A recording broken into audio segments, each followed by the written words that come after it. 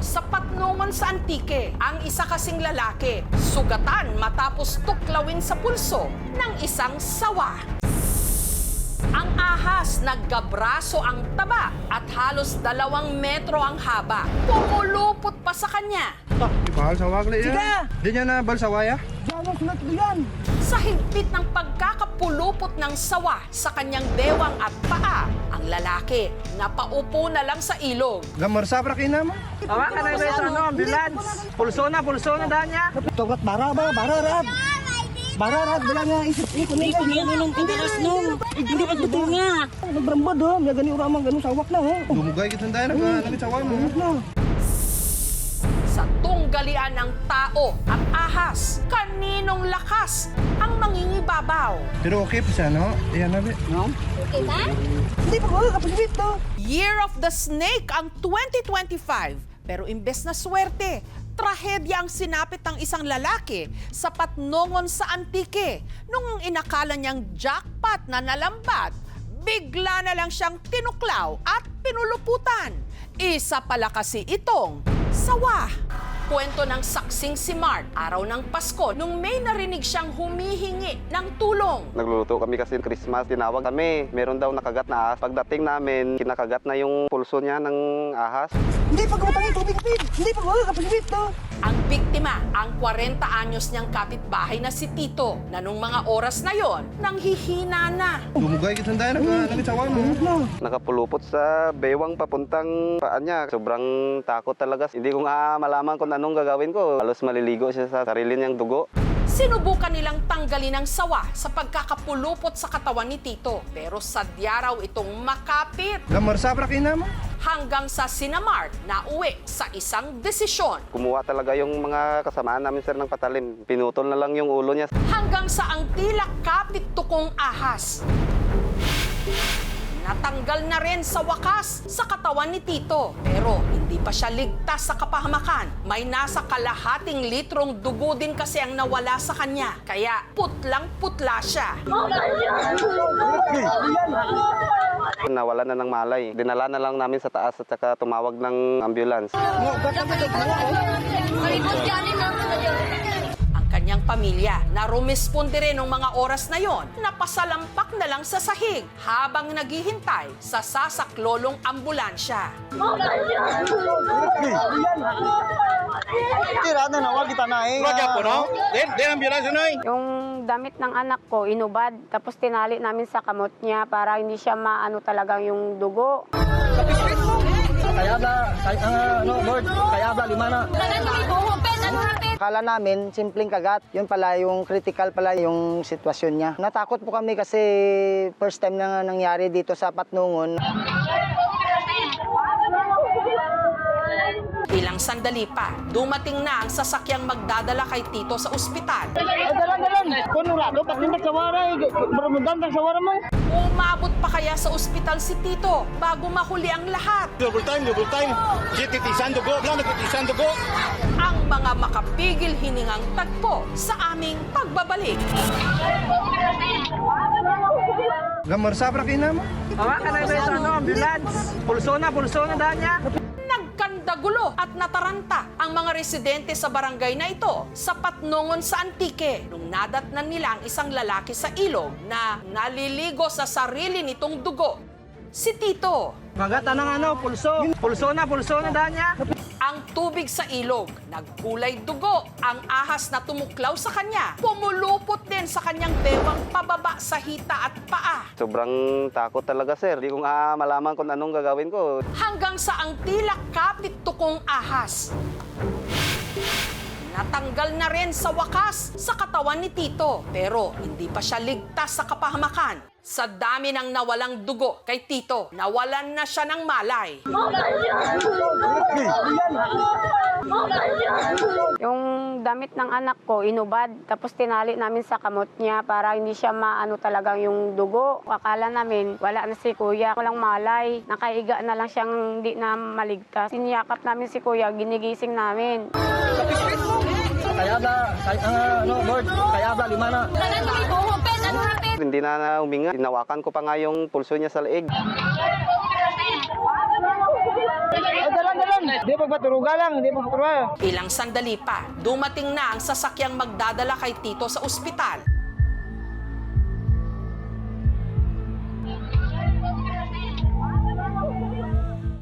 Maswerte na lang at ang nakakagat kay Tito na reticulated python o sawa, walang venom o lason. Hindi siya venomous talaga. Ano lang siya, constrictor siya. Yung kagat nila is hindi naman siya delikado dahil wala naman silang kamandag. Ang mas delikado sa kanila yung pagkapit nila, yung pumupulupot. Pag kumapit siya sa'yo, ibig sabihin, pupuluputan ka niya. So once na pumulupot siya, ang kailangan mong hanapin is yung ulo tsaka yung buntot. Yung ulo, make sure mo na hindi siya kakagat sa ibang lugar. Tapos kung umikot na siya sa'yo, ang una yung tatanggalin is yung buntot. Kasi yung buntot yung naglalak dun sa pagpalupot. Si Tito agad sinalina ng dugo. Kung mabilis or malakas yung lumalabas na dugo, maaring artery ang tinamaan. Pag naubusan po tayo ng dugo, ang puso, ang baga at ang atay natin at ang kidneys natin. Lahat ng yan magsha-shutdown. Pwede maging sanhi ng hypovolemic shock which can lead to death. At matapos ang 6 na araw na pag-aagaw buhay sa ospital, Pulso na daan niya. himala siyang nakaligtas. Diyan sa pulso. Diyan pinaklabog sa pulso gid. Bahal gisi na ba no? Pero paano nga ba nakainkwentro ni Tito ang ahas sa ilog? Pangingisda ang kabuhayan ni Tito. Ang gamit niya, ang tinatawag nilang paduyan o parang kulambo na sumasala ng mga isda at hipon. Bilin naman ng padayan sa mga darokadlaw kasi ibalan sila na mga orang nintak bara siguro mga bugubog lampay may screen na may bato sila hindi man nakatubig daw. Pero hindi inakala ni Tito na hindi lang isda at hipon ang malalambat ng kanyang paduyan, kundi pati na sawa. Pagkalason sa media pero nabal ko ang paduyan pangdape naman. Pero manang pinsar ko ang mga isda nintak lang. Tuman may sinay sila sa wag. Manang pag basta paduyan ko anak mabal kang mga siit na gulpin ako pagulbo ko kang ulo nakita bahal sawa. Bahal. Nagkaon sa mga orang nintak mo naman nagsilad pag kita ko nakap ko. Ang sawa, mabilis daw na pumulupot sa kanyang katawan hanggang sa kagatin nito ang kanyang pulso. Bahal sa wagli yan. Lamar sabra kinama. Common instances sa kanila na talagang pumapasok sa mga kulungan ng mga alaga. Nung nakita siya is doon sila nagkakagulatan ng tao. Yung mga ahas, as much as possible, gusto nilang tumakbo or lumayo sa tao. Pero yung condition kasi na nangyari doon is wala siyang ibang pupuntahan. So, na-corner siya, na-trigger yung fight or flight. Since wala siyang matatakbuhan, lumaban siya. Tinakap ko mong pagkadakap ko, kagat na ko, namugay mo darwa tapos na ko mong lawas. Kung kagat na ang ulo ng kagat sa lima ko, gulpi na duran ng limo ko, nalipong bla. Pagbugtaw ko, total sa ospital, bugasong rin mo. Natay lima ko. Karon ba ang kilid na kita.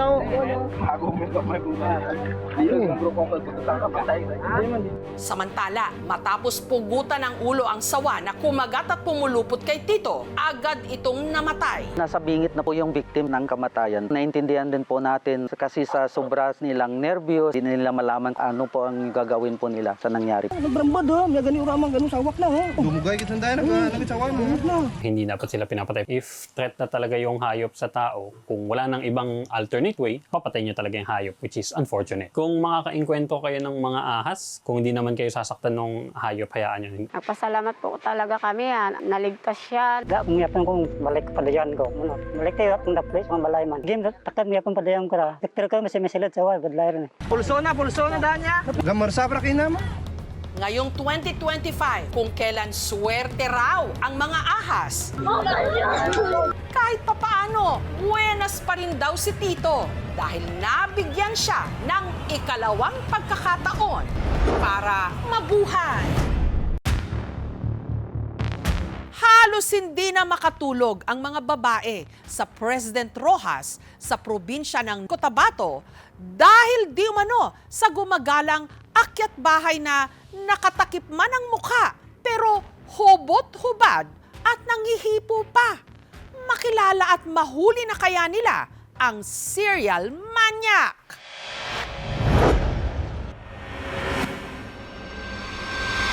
Isang nakababahalang mensahe ang natanggap ng aming programa bago matapos ang 2024. Good morning, Ma'am Jessica. This is regarding sa cases sa Purok ko. Maraming beses na po dito pinasok mga bahay kung saan same cases lang po. May tao dito na halos hindi mahuli. Sa ilaliman daw kasi ng gabi sa bayan ng President Roxas sa Cotabato, ang mga kabahayan pinapasok hindi para pagnakawan, kundi para hipuan at pagsamantalahan ang mga babae ng isang lalaking hubot-hubad. Mag 3 years nang pumapasok sa mga bahay every night nang nakahubot-hubad. At ang hubad na katotohanan, umabot na raw sa 20 mga babae ang nabiktima nito. Alam na alam niya kung saan ang lock ng mga pinto. Kaya marami talagang nabubuksan niya nang hindi alam ng may-ari. Ang di umano'y serial maniac para rin daw palos dahil sa di umano gamit nitong anting-anting. Si nanay lumabas siya, kumuha siya ng itak, hinabol niya yung tao pero hindi naabutan. Kung tumakbo yan, parang tikbalang ang nakalapat sa lupa yung mga daliri lang. Kaya nga sabi nila, parang kulto sila. Sino ang serial maniac na ito ng Cotabato? Hindi na ako nakatulog, mayos. Natatakot ba ako?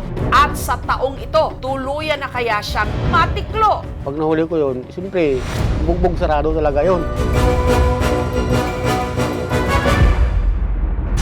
Ang insidente ng panluloob nangyari sa Barangay Labuo. Kapansin-pansing marami sa mga bahay dito hindi pa tapos gawin. Ang iba, walang pader na nagsisilbing harang. At ang ilan sa mga pinto, kung wala mang matibay na kandado, gawa lang sa light materials. Itong bakal na po to is kinakawig lang po namin sa pako po. Tapos itong tali, tinatali lang po namin yun. Isa sa mahigit 20 biktima ng serial maniac ang dalagang si Hope. Hindi niya tunay na pangalan. 4 AM po, nagising po ako kasi parang may mawak po sa mukha ko. Parang may humalik po. Pag ano ko po, may anino na po, tao. Pakiramdam ko po may sumisilip po sa akin. Bumangon na po ako para tingnan po talaga. Nanlaki raw ang kanyang mga mata sa kanyang nakita. Isang lalaki na walang saplot sa katawan pero hindi raw niya ito namukhaan dahil sa suot nitong bonnet. Mata lang po yung makita. Tita, may tao! Hinampas-hampas ko po siya ng payong. Habang hinampas ko po siya, sumisenyas lang po siya sa akin na tahimik daw po yung ganyan lang. Hoy! Humingi ng tulong si Hope sa mga kasama niya sa bahay. Sabi ko, Tito, may tao. Umangon na po si tita tsaka si tito. Pina-check po yung labas pero wala na po siya. Ang serial maniac, pumasok din daw sa bahay ng magkapatid na sina May at Joyce. Hindi nila mga tunay na pangalan. Nabuksan niya po ito kasi po yung pintuan po namin is nakaharang lang po siya ng kahoy. Nalimpungatan ako nung madaling araw na parang may humihila sa kumot ko. Akala ko kapatid ko lang kaya hindi ako gumising. Nung natuluyan nang nakapasok siya sa kumot ko, doon na ako nagtaka kasi may umayakap na sa akin. Tapos sabi ko, hindi ko naman yung kapatid kasi yung kapatid ko nasa left side ko. Si nanay lumabas siya, kumuha siya ng itak. Hinabol niya yung tao pero hindi naabutan kasi mabilis raw tumakbo. Nung gabi po kasi na yon, na himbing-himbing na po yung tulog ko. Magsisiyar po sana yung lola ko kumamagahan. Pagkita niya, sabi niya, umaalaw daw yung katre. Hoy! Ano ginawa mo sa mukha? Bakit ginawa ka itong ninja? Sumigaw po siya na, ang baboy mo, ang baboy mo. Ang baboy mo! Simula po nung nangyari talaga yun, ayaw ko nang lumabas ng bahay, nagkukulong na lang ako. Ang serial maniac, pinasok din ang kubo ng ginang na si Anita kasama ang anak niyang si Angel. Hindi rin nila mga tunay na pangalan. Narinig ko na lang na nagsabi si wag kuya. Kuya! Tulong! Tulong! Kuya, tama na! Kaya nayakap na pala siya ng lalaki na yun. Pagsilip ko, naka-shortan, walang damit. Hinabol nila ang lalaki pero hindi raw nila ito naabutan. Hanggang sa ang bangungot ng mag-ina na ulit pa raw makalipas ang 2 buwan. Alas 5, nagising na ako. Saing ako na. Pagbalik ko, nakita ko na yung lalaki na nakahubad talaga. Nagpang-abot daw sila ng serial maniac. Nasipa ko siya dito talaga sa sulok-sulok niya. Nalaglag siya sa aming higaan. Mamumukha na raw sana nila ang lalaki pero nagawa nitong makaiwas. Tumakbo, hinabol ng mga anak. Hindi nila naabutan. Ang sunod-sunod na ulat ng mga residente, ikinabahala na ng pamunuan ng Barangay Labuo. Kaya gabi-gabi na rin kung magronda ang mga tanod. Mahirap lang kasi na barangay kaya walang halos mga CCTV. Teorya ng mga residente, dahil sa pambihirang bilis ng salarin, posibleng may gamit nga raw itong anting-anting.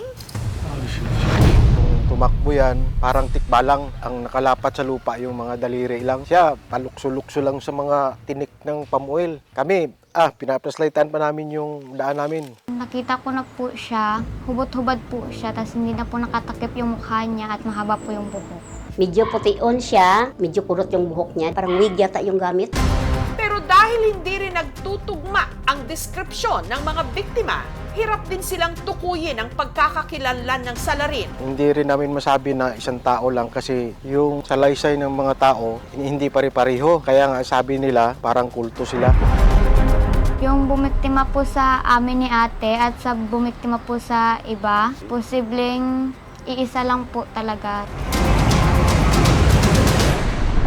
Sa pag-iimbestiga ng aming team, nalaman nilang hindi pala ito ang unang beses na may napaulat na may nanggagambalang serial maniac dito.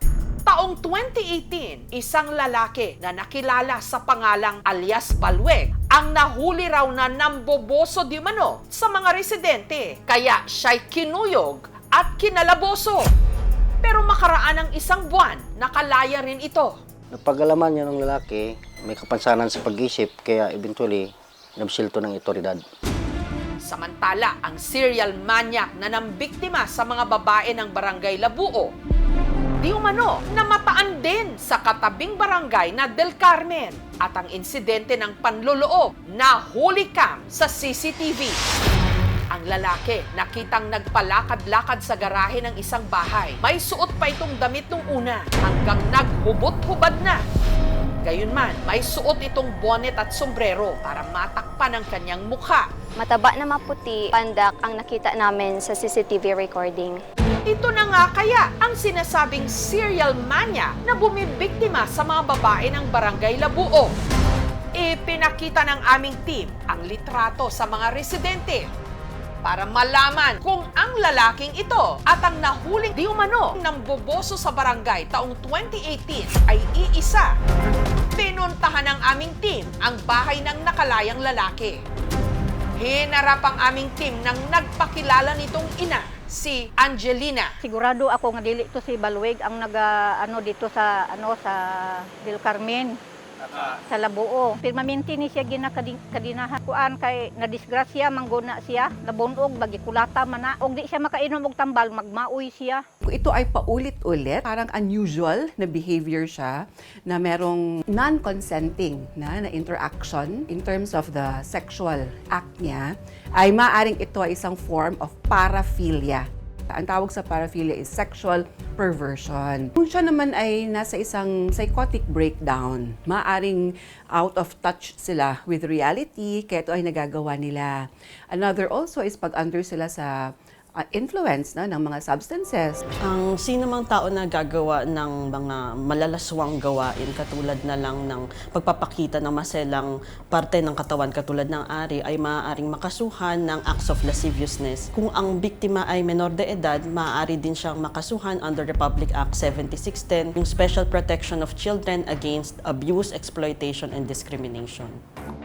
Kung ang perpetrator o yung gumawa ng mga kalaswaan ay marami siyang mga naging biktima, ang bilang pagdating sa pagkakakulong ay depende sa dami ng kanyang mga biktima. Pag nakahiga ka, ang rule lang dyan is yung binti natin, yung legs, yung paa natin, laging lalagay natin sa harap nung salarin. Yun depensa natin para hindi sila makalapit. Gusto ko talaga, sir, mahuli yun siya. Kung maulit pa ngayon, alerto sana yung mga tanod dito. Gusto ko sana, may aksyon talaga sila. Sa amin sa barangay, ginagawa talaga namin ang paraan dyan na kung sino talaga ang makapagturo. Kasi nagro-rubing naman kami kada gabi yan. Kaya lang sa laki ng barangay namin, 1,300 hectares, hindi kaya ng tanod namin na malibot lahat. Sa isang gabi, isang purok lang. Sana hindi na maulit ang nangyari. Kasi kawawa yung mga anak namin. Umaasa ang mga tiga-barangay Labuo na sa pagsisimula ng taon, mapapawi na rin ang kanilang mga takot at pangamba at mapanagot ang salaring nakuha silang pagsamantalahan sa lugar kung saan pa man din dapat sila kampante at ligtas sa loob ng kanilang mga tahanan.